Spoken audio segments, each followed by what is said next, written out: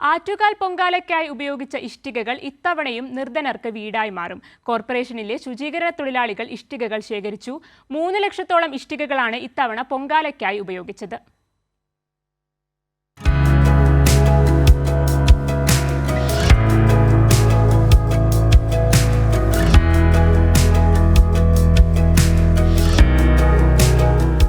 Life mission ഉൾപ്പെടെയുള്ള ഭവന പദ്ധതികൾക്കാണ് ഈ ഇഷ്ടികകൾ ഉപയോഗിക്കുന്നത്. കൈപൊള്ളുന്ന ചൂടോടെ ശുചീകരണ തൊഴിലാളികൾ ശേഖരിക്കുന്ന ഇഷ്ടികകൾ ചിലരുടെ വീടെന്ന സ്വപ്നത്തിന് ചുവരുകൾ നൽകും.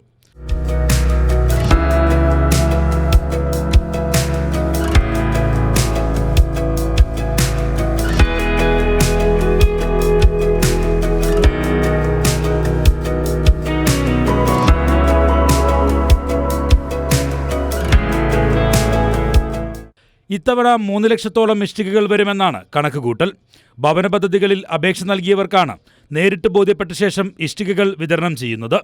നേരത്തെ റോഡുകളിലും വഴിയോരങ്ങളിലും ബാക്കിയാവുന്ന ഇഷ്ടികകൾ ഉപയോഗശൂന്യമാവുകയായിരുന്നു പതിവ്. 2018 മുതലാണ് പൊങ്കാല അടുപ്പുണ്ടാക്കി വെറുതെ വരുന്ന ഇഷ്ടികകൾ കോർപ്പറേഷൻ ശേഖരിച്ചു തുടങ്ങിയത്.